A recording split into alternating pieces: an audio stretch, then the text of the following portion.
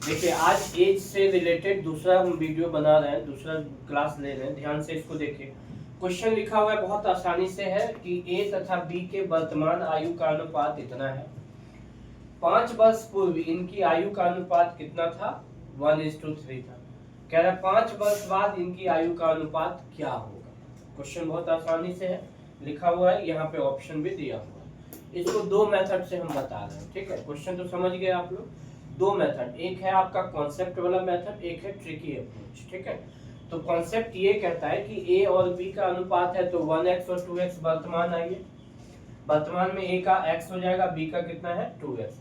अब कह रहा है 5 वर्ष पूर्व, तो इधर नहीं जाएगा, पहले मतलब माइनस में जाएगा, पीछे आइए। 5 वर्ष पूर्व क्या हो जाएगा x - 5 और ये क्या हो जाएगा 2x - 5।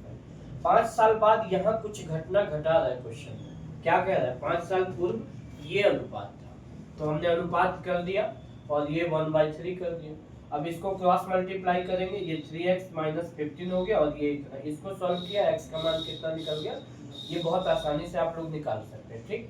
अब x का मान इसमें 10 निकल गया, इसमें पुट कर दीजिए, ये 10 हो गया, ये 10 दूना 20 हो गया, ठीक है। ईयर क्या कह रहा है क्वेश्चन? 5 वर्ष बाद इनकी आयु का अनुपात। तो आंसर क्या हो जाएगा?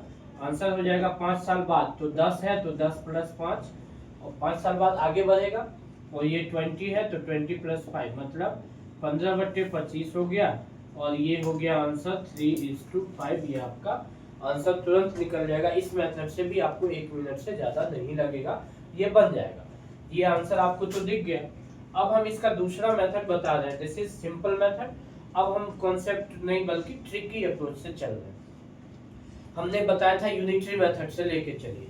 तो देखिए ये वर्तमान आयु का अनुपात, अब ध्यान से सुनना, ये सेकंड मेथड बता रहे हैं। ये है प्रेजेंट वाला वर्तमान, और ये क्या है 5 वर्ष पूर्व। तो वर्तमान में से थोड़ा सा कम दिखना चाहिए 5 वर्ष पूर्व, ठीक है, ये पहले, लेकिन यहाँ ये ज्यादा दिख रहा है, इसलिए इसको थोड़ा सा बड़ा कर दीजिए।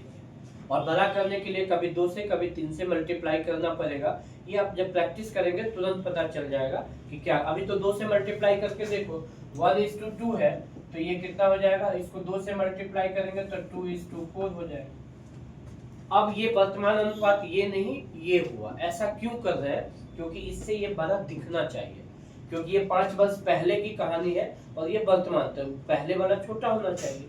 और यही कहता बाद में, तब सीन अलग हो जाता है, हम पिछले क्लास में बताए थे। अब जब यहाँ से देखिए, इसका गैप और इसका गैप कितना दिख रहा है? 5 वर्ष पूर्व ये 1 यूनिट कम था, 5 वर्ष पूर्व ये 1 यूनिट कम दिख रहा है, तो दोनों में 1 यूनिट का डिफरेंस है।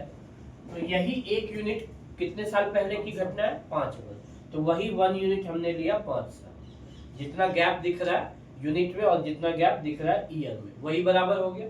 तो 1 यूनिट बराबर 5 ईयर आपको निकालना। अब जब 1 यूनिट निकल गया तो अब वर्तमान आयु ये नहीं बल्कि ये हो गया, ठीक है। तो इसलिए आप क्या करेंगे, 2 यूनिट निकाल लेंगे, ए का 10 साल हो गया और बी का कितना निकल जाएगा, 4 यूनिट मतलब 20 साल।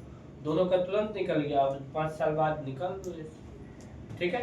तो ये बहुत अच्छा, बहुत सिंपल मतलब तरीका है आसानी से करने के लिए, जल्दी करने के लिए। इसको आप जल्दी लिखिए, फिर हम आगे बढ़ेंगे।